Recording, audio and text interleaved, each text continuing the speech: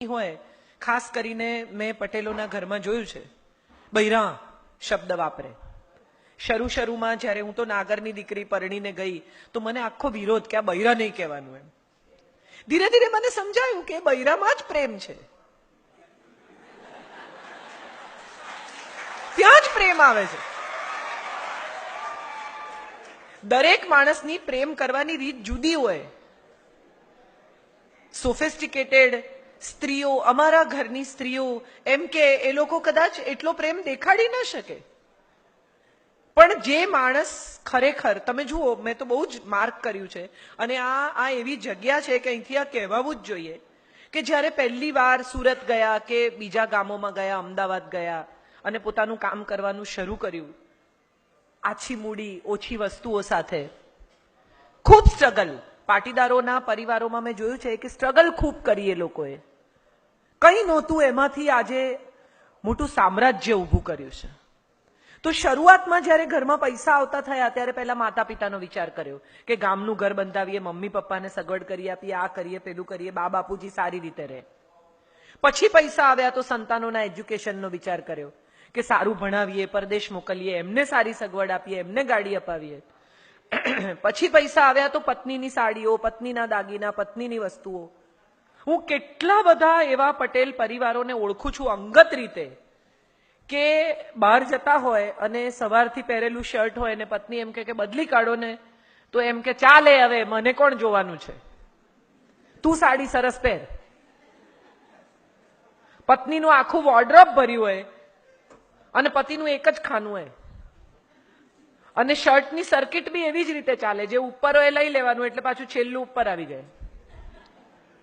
બધા પપ્પાઓ આવા હોય છે કેટલા બધા પરિવારોમાં. ગંજી ફાટેલું હોય અને પત્ની એમ કે આવું કેવું પહેરો છો, કોઈ જુએ કે કોઈ કોણ જોવાનું છે, તું જ જુએ છે ને. આ પ્રેમ છે, પણ આ સમજતા કદાચ થોડો સમય લાગે છે. કેટલા બધા પાટીદાર પરિવારોમાં હું જોઉં કે દીકરીને અમુક રીતે ડિસ્ટન્સ પર રાખે, બહુ વાલ ના કરે, બહુ આમ શરીરે અડે નહીં પિતા. પણ એ જ પિતા દીકરીના માથે હાથ મૂકે ને તો તમને એવું સમજાય કે આ હથેળીમાંથી રીતસર વાલનો વરસાદ થાય છે. એની આંખમાં, એના શબ્દમાં, એના ચહેરા પર તમને દેખાય કે આ વાલ છે. અને હું ઘણી વાર કહું છું કે પાટીદારો બહુ અદ્ભુત લોકો એટલા માટે છે, સરદાર સહિતના, કે જમીન સાથે જોડાયેલા લોકો છે. એમને બીજનું મૂલ્ય ખબર છે.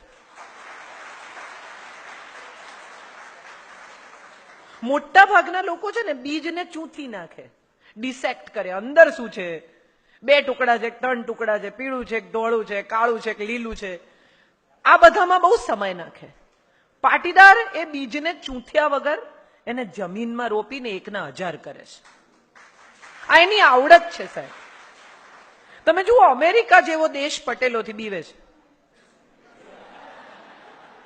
જ્યાં પટેલ અટક વાંચી કે એની આંખો 4 થઈ જાય. કેમ જવું છે? કેમ કે એને ખબર છે કે આ એક જશે ને તો પાછળ આખો દેશ જશે.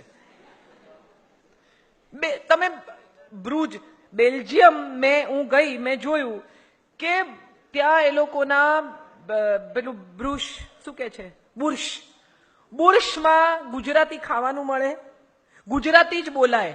બિચારા જ્યુઇશ તો ભૂલાઈ ગયા છે. પાલનપુરી, જૈન અને પટેલો, આ લોકો ત્યાં રાજ કરે છે સાહેબ. કબજો જ લઈ લીધો છે, રીતસર કબજો લઈ લીધો છે. મોટેલ્સ, તમે અમેરિકાની કોઈ પણ મોટેલમાં જઈને ઉભા રહો, કોઈ પણ ફ્લેગ હોય, એમાં એક પટેલ તો હોય ને હોય. હું તમને એક બહુ અદ્ભુત દાખલો આપું, બહુ ઇન્ટરેસ્ટિંગ. હું ઇંગ્લેન્ડ ગઈ હતી, લંડન.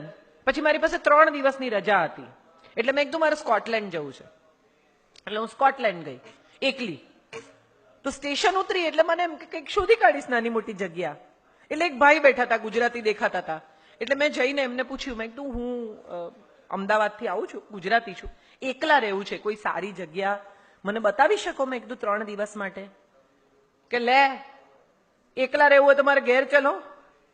મને તો આઘાતથી વધારે મને સમજણ જ ના પડે કે આ અજાણ્યો માણસ આજે મને મળ્યો, મેં એનું મોઢું પહેલી વાર જોયું અરે કે એકલી છોકરી થોડી એમ રેવાય, હાલો હાલો ઘેર. એને ઘેર લઈ ગયા. મહેન્દ્રભાઈ પટેલ એનું નામ, પતિ પત્ની 2 જ જણા સ્કોટલેન્ડમાં રહે. એમની હોટેલ, એ હોટેલમાં પણ રાખી શક્યા હોત કે મારી હોટેલમાં રહો, પણ એ ઘરે લઈ ગયા. ગુજરાતી ખાવાનું ખવડાવ્યું, આખું સ્કોટલેન્ડ બતાવ્યું, લેક સિટી લઈ ગયા. અને કોઈ ઓળખાણ નહીં, જિંદગીમાં પહેલી વાર મોઢું જોયાની ઓળખાણ.